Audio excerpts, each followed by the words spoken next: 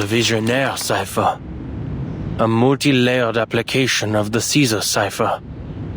In this scenario, using Kaczynski's test to reverse engineer the key from known ciphertext is the most suitable approach. Usually, the key isn't particularly long. It was most likely repeated to generate this ciphertext.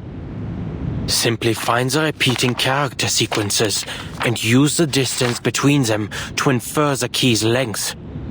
It must be a multiple.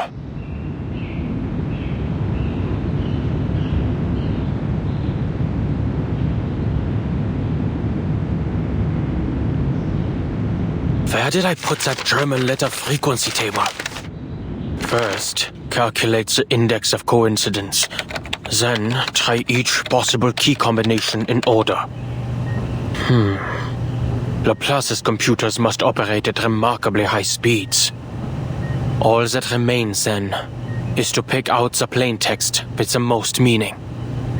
Done. And to think this is the answer generated from my observation, I'd expected it to be something far more mundane, like squash or answer.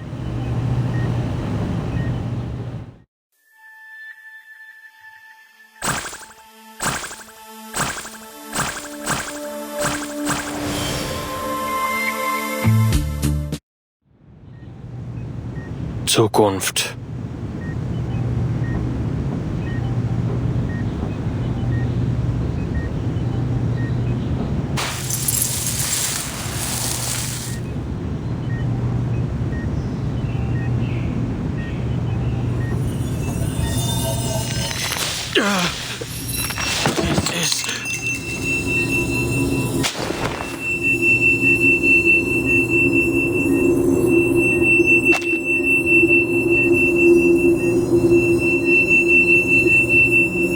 These intense arcane fluctuations. I've seen them before. Verdammt. First, I need to...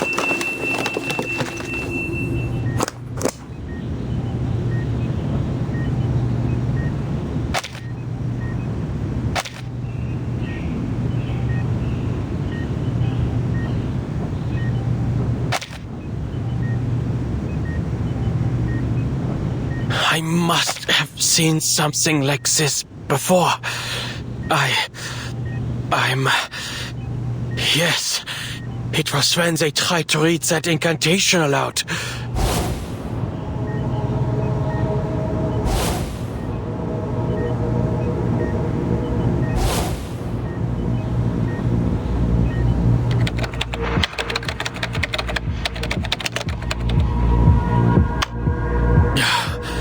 High concentrations of asymmetrical nuclide R were detected in certain locations.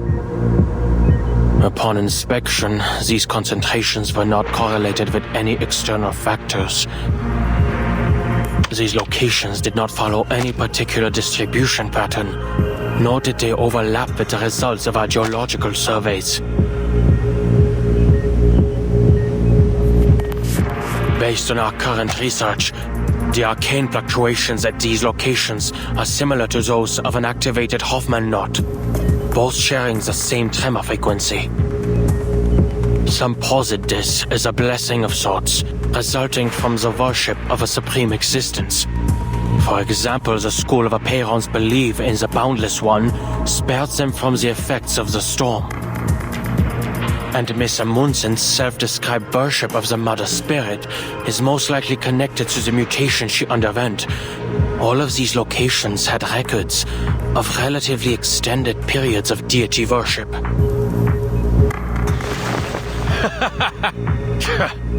Supreme existence? Deity?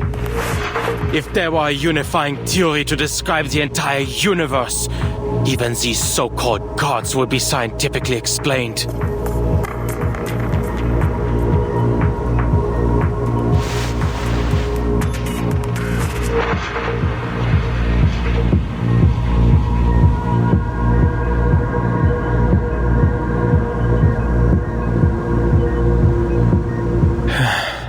What a helpful little assistant you are.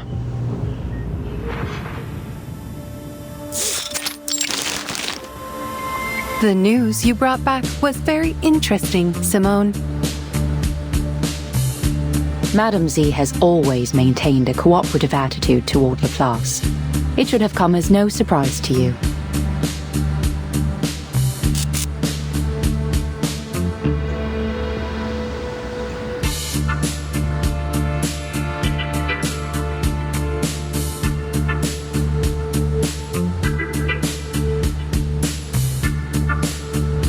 I did not expect Laplace would receive such unique research materials. The details contained in the core of that toy box have created a new basis for greater exploration and research into the storm. Perfecting the immunity ritual has become a more likely possibility. The report also mentions that researchers Adler and Medicine Pocket collaborated to develop an antidote for Picrasma extract. I did not use the wrong names, correct? Correct. Your data loss has alleviated considerably. Although a significant portion of data still remains irrecoverable with our current abilities, it's only a matter of time until we find a solution, Madame Lucy. Good. Then, I will apply for some even more complex research tasks when the time comes.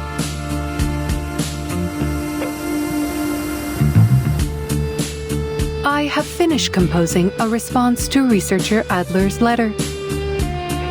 First, the antidote is undoubtedly an invention with immense practical value, allowing Picrasma extract to be used to greater effect.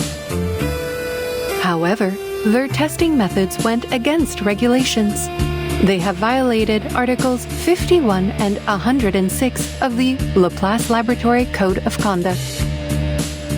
While I congratulate researcher Adler on his official appointment as director, I must also warn him that he will appear on this month's public notice board for these violations. In other words, everyone will see his appointment and his breach of regulations announced side by side. Based on my estimates, this has a 92% chance of occurring, approaching certainty.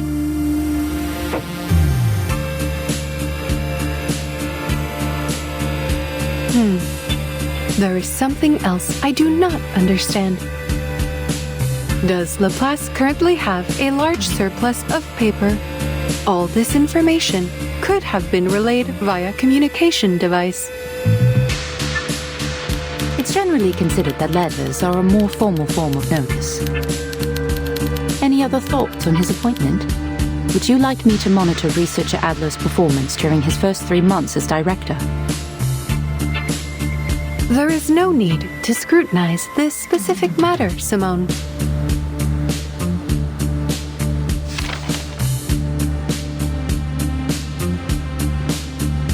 I am still functioning. Thus, there are still people who seek answers to the world's unsolved mysteries, and those who work to uncover its unknown principles. We continue to walk the path of progress.